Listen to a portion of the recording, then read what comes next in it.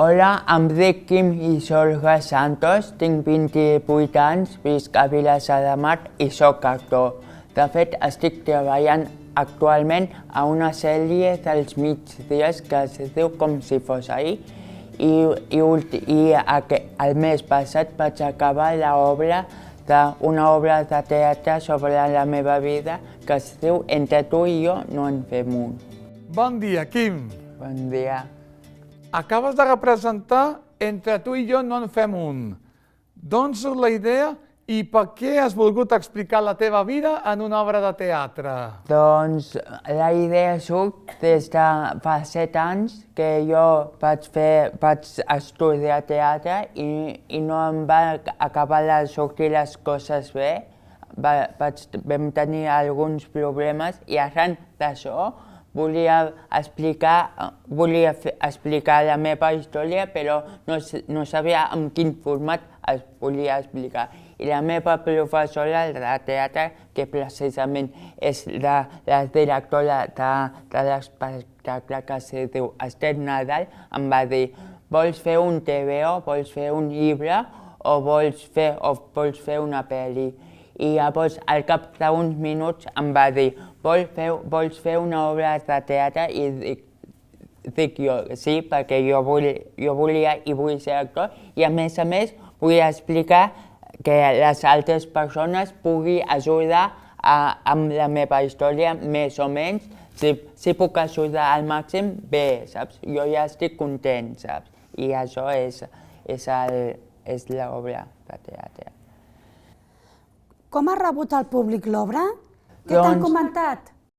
Doncs el públic, en veritat, ho ha rebut molt bé.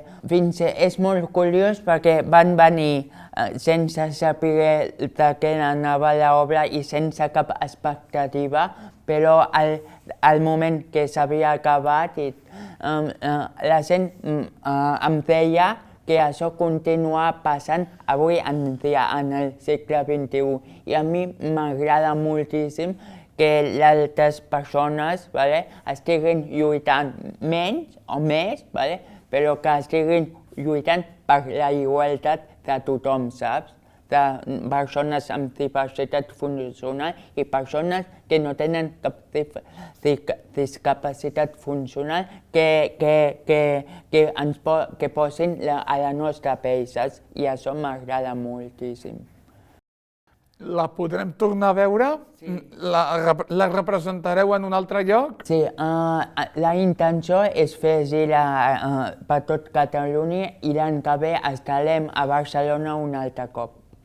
Creus que tothom és conscient de les dificultats que es troba sovint una persona amb discapacitat intel·lectual a la seva vida? Doncs saps què passa? Que ara potser passa menys i tal, però abans no era... abans no érem molt conscients, ara tampoc, perquè si tu tens un fill o una filla amb diversitat funcional, entens més el problema des de dins. Però les persones que no tenen un fill o una filla amb aquestes característiques costa una mica més. Ho entenc i tal, però no ho comparteixo, perquè jo crec que hem de fer un esforç entre tots per posar a la pell de l'altra persona, saps? Quines necessitats té, què vol, saps? I què vol cada moment, saps? Llavors, jo crec que hem millorat, però encara falta molt camí per recórrer. Tu tens la síndrome de Joubert. Què és exactament aquesta síndrome? Doncs hi ha molts casos i diferents. Per exemple, els éssers humans, tots els éssers humans, al cerebel tenim un tub per on baixa la informació cap a baix.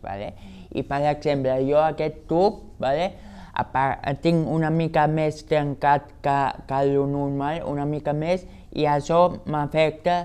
Una de les coses que m'afecten més és la visió, perquè un ull tinc un 10% i l'altre ull un 5%, però hi ha moltes altres persones que malauradament els afecten moltes altres coses. Per exemple, hi ha persones que els afecten els ronyons, el fetge o els pulmons, ¿vale? I a mi, a part de la visió, m'afecta la musculatura perquè no tinc molta massa muscular i des de petit em desequilibro una més, bueno, quan era petit molt més, i ara arran dels anys i dels dies m'he anat equilibrant una mica més.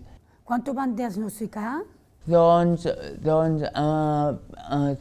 ara, als 18 anys, quan jo vaig tenir 18 anys, em van diagnosticar el síndrome de Joubert. Com va ser la teva infantesa? Jo vaig caminar als 5 anys, que vaig caminar tard, i em van fer, bueno, això m'ho van dir, que em van fer una festa perquè vaig caminar als 5 anys, i la meva infantesa me'n recordo molt feliç, molt feliç. Com va ser el teu pas per l'escola? Vas anar a l'escola ordinària? Doncs sí, a primària i a secundària sí. A primària me'n recordo que, a part que era una escola ordinària, m'ho vaig passar molt bé, m'ho vaig passar pipa, i quan vaig fer el canvi de sisè de primària a primer d'ESO, allà ja vam començar a tenir problemes perquè els instituts que nosaltres volíem i jo volia, perquè estaven a Vilassar, el meu poble, on visc a Vilassar de Mar, hi havia instituts que no volien una persona amb diversitat funcional perquè no estaven preparats. I llavors, al cap d'una setmana de començar a l'institut, li van trucar a la meva mare d'un institut de Mataró per poder anar. I llavors vaig cursar des de primer a quart d'ESO. Quan vas acabar l'ESO no et van voler donar el títol. Per què? Al quart d'ESO, a l'últim trimestre de quart d'ESO, van existir unes components de persones que ara no sé com es diu, però abans, a l'època on jo anava, eren les UCEs, que es diuen Unitat de Suport per l'Educació Especial. Per exemple, ens feien sortir de classe perquè ens costava una matèria concreta. Teòricament aprenies molt a poc, però més bé, ¿vale? Però resulta que no, que et feien sortir de classe per fer exercicis, per exemple, com jo no hi veig bé per un ull, llavors fèiem exercici que havia d'endevinar peces de fruita amb blanc i negre, ¿vale? Però, i a més, amb un temps limitat.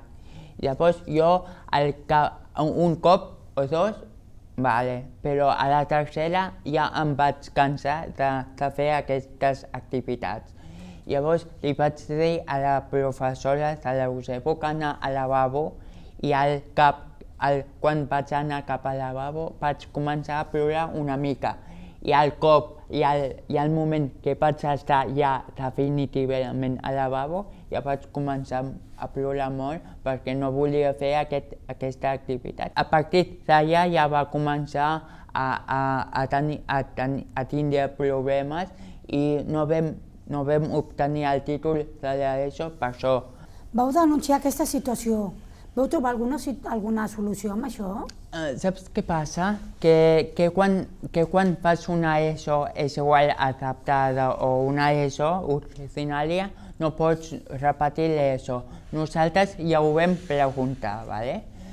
Però no, és que el problema més gran que sense una ESO no pots anar a treballar a un supermercat perquè et van et demanen l'ESO, saps? I vaig tenir la gran sort que aquest món de la interpretació no demanen cap ESO. Si tu vas a un càsting i li agrades, no et demanen, tens l'ESO? No. Si no, ells no li importa que no tinguin l'ESO, saps? Li importa si li agrades a Kamala o no, saps? I ja està, i ja estic content. Com et vas formar per ser actor? Doncs com a actor i tal, com tots els col·les d'interpretació necessites un títol, llavors un dels col·les, vale,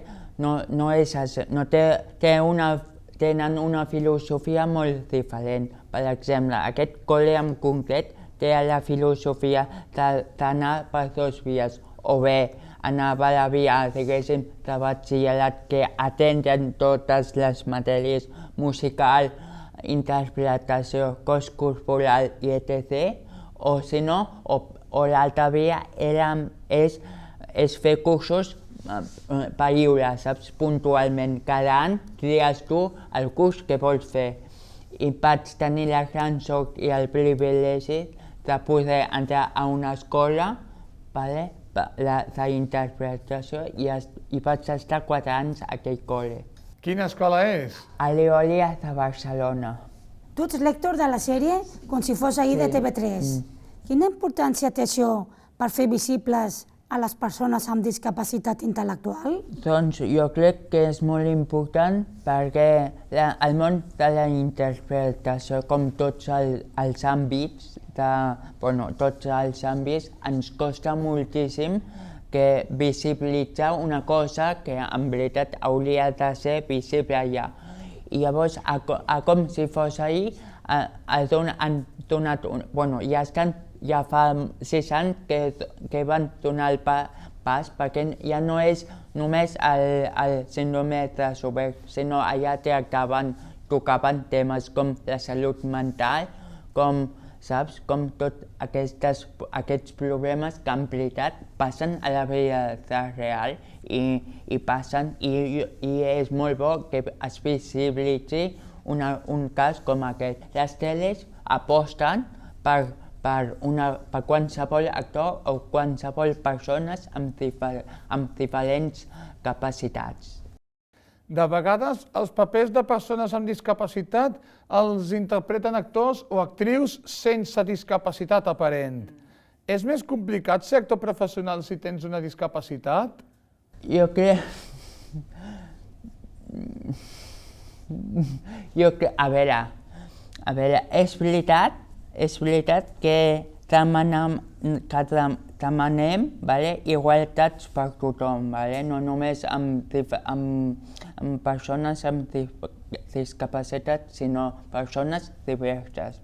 Però és veritat que si tu agafes un actor sense discapacitat per fer la discapacitat, aquell actor o actriu ho farà molt bé. Però jo crec que no ho farà tan bé com una persona amb discapacitat, que tu ho pots fer perfectament. Per exemple, un actor o una actriu ho pot fer perfectament i ho vol fer com tots. Però jo crec que si ho has viscut des de petit i ho has mamat des de petit, jo crec que és una mica més fàcil posar a la pell de l'actor, saps, amb discapacitat, i no la pell, saps, d'un altre actor que fa de discapacitat. T'han dit mai que no podies fer una cosa per tenir discapacitat? Sí, molt, sí. Me'n recordo que li van dir a la meva mare que jo, a quart d'ESO, que ens van dir que no tenia opció al títol, una de les professores de la UC li van dir a la meva mare que si la meva mare no era conscient que el seu fill, o sigui jo, que tenia una discapacitat i no podia fer no podia continuar, no podia fer una arrel quadrada, m'invento, una cosa de matemàtiques, saps? I normalment al llarg de la vida ens hem trobat trebancs, però a poc i mica en mica aquests entrebancs ho hem superat a poc. L'Héctor, el paper que fas a la sèrie de TV3 és un noi amb caràcter que té criteri i que té les coses clares. T'hi assembles en alguna cosa? Jo crec que sí i que no, ¿vale? Per exemple, l'Héctor és, diguéssim, el Quim també és pacífic, ¿vale? Però l'Héctor sí que és veritat que confia molt, diguéssim, que confia més amb l'Ivan, que és el seu tutor legal, ¿vale? I el Quim no es conforma, jo crec que no es conforma tant com l'Héctor, saps, a la vida real. Jo quan hi ha una injustícia intento, diguéssim, lluitar perquè aquella injustícia no em sembla bé o no és adequada. I en aquest sentit no m'hi semblo gaire. A la sèrie de Com si fos ahir heu tractat temes tabú com la sexualitat. Sí. Tu, a la teva vida, t'has trobat amb dificultats per viure en plenitud la teva sexualitat? No exactament, però sí que no exactament això, però sí vaig tenir un cas que una de les famílies, a mi m'agradava una mica una persona, ¿vale? I la família de la persona li va dir a la meva mare i a mi que jo no podia sortir amb la seva filla perquè ella optava amb persones amb un altre tipus de nivell. Per què creus que costa tant d'acceptar a qui és simplement diferent? Jo crec que ens costa molt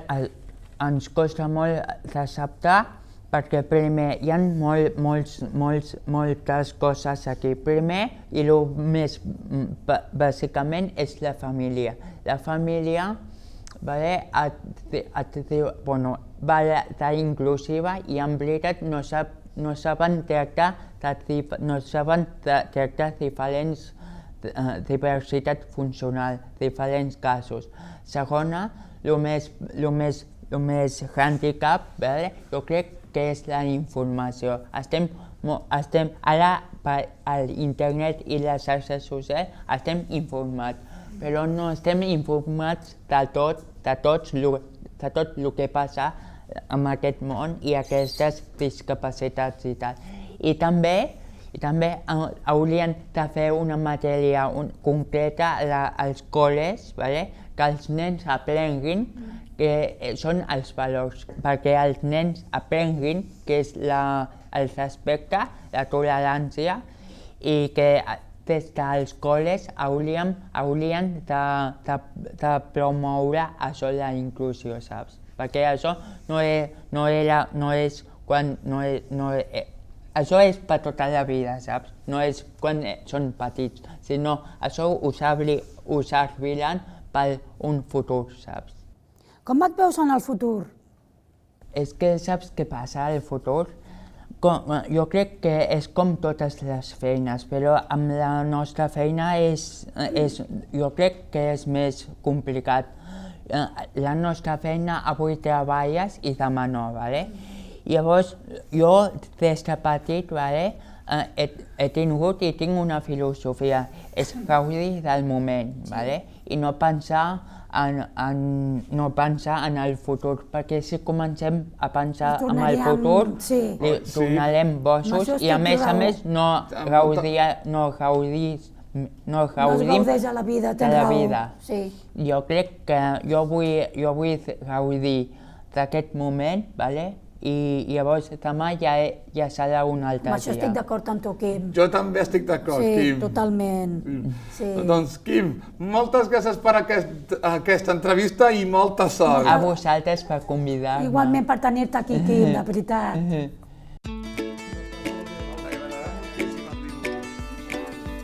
Hosti, que guai.